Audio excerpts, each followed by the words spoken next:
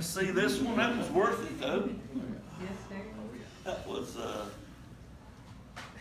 one of those that you really had to be there to see how exciting that game was.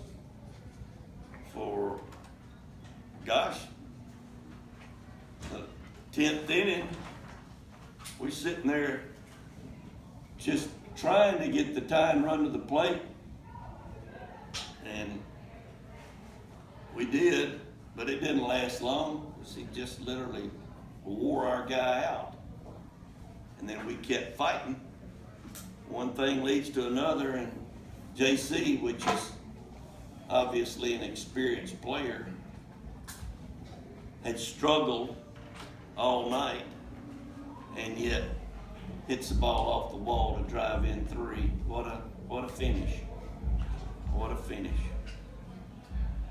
Very, very proud of a group of Seminoles that understands tomorrow's another day. We'll live on it for a couple of hours. And not that I'm going to enjoy that music, but they will.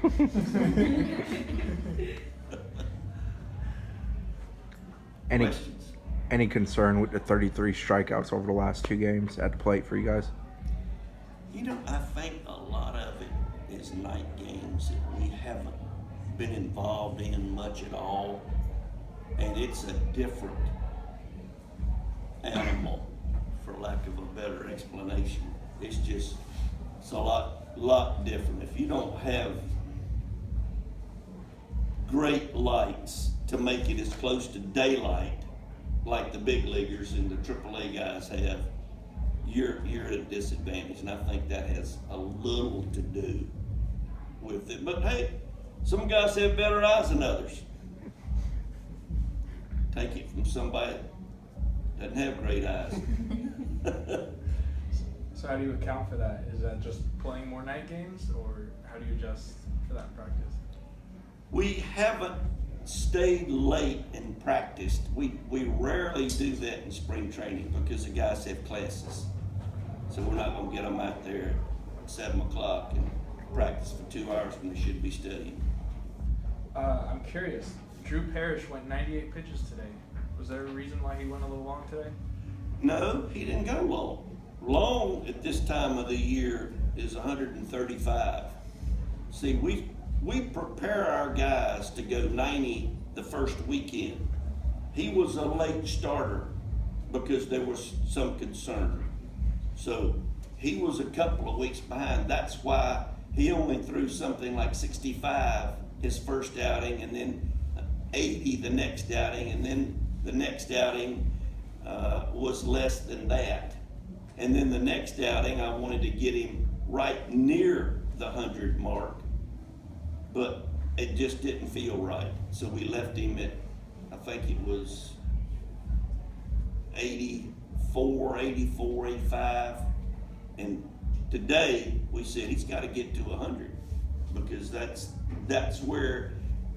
the vicinity that you want your guys to be in. I mean, their starter, just as an example, went 103, and thought we did a very good job of battling tonight. Can you walk me back through the emotion? I was getting set up back here, so I'm sorry. But just the fact that you guys rally back in the 8th, you have a runner in scoring position on the 9th, but you're not able to capitalize. They come back and surge in the 10th. You're down to 2. I mean, just it seems so improbable, but I guess that's maybe speak to the character of your team this year. It certainly has to say something about our guys, the way we kept battling. I just am so glad that we don't play a sport that there's a clock involved. There's 27 outs that you got to get. And our guys understand that, and they battled. And yeah, we did strike out too much, and that is a concern. But we got it done. So we got to keep working. It's still early. A lot of baseball left, but that was a big win. Was Cabell okay after the celebration? It looked like he hobbled off when the team went back to 3-0. Yeah, I haven't had a chance to see the trainer. I know that he's a tough guy, and it's kind of like somebody said something to me a long time ago when I was playing, and it was, there's two things you want to avoid: a big celebration and a fight. Stay out of there. And we just were very excited. I think everybody was just looking for somebody to hug, and three guys were trying to hug one guy. I think somebody stepped on somebody's foot, and the next thing I know, somebody else rolls their ankle. So we're just hoping they'll be okay. Coach, shifting gears for a second, I know you've made a couple of trips, just a couple, up to Virginia Tech, and their entire campus is decorated in that Hokie stone. So it's a tremendous gesture, I would assume, for them to present you with that inscribed Hokie stone. What does it mean to you? I'm very honored that they would take the time, and their kindness overwhelms me.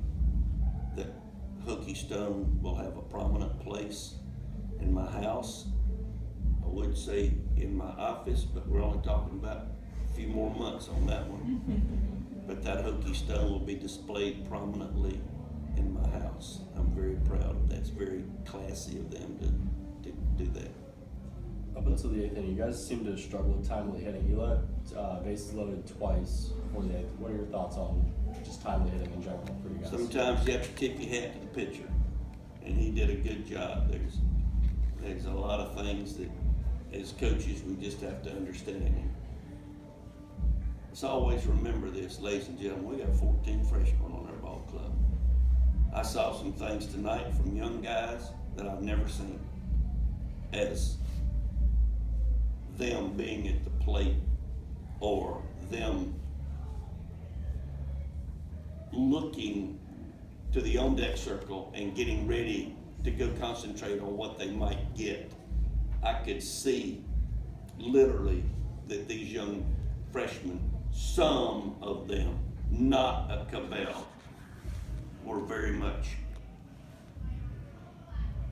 caught up in the moment. Elijah Cabell is not caught up in a moment. You can go for the guys with the experience, like Mendoza and JC, and even a couple of guys that you might say, you gotta be kidding me. But it was that exciting, and we have to understand we gotta stay in control of our emotions.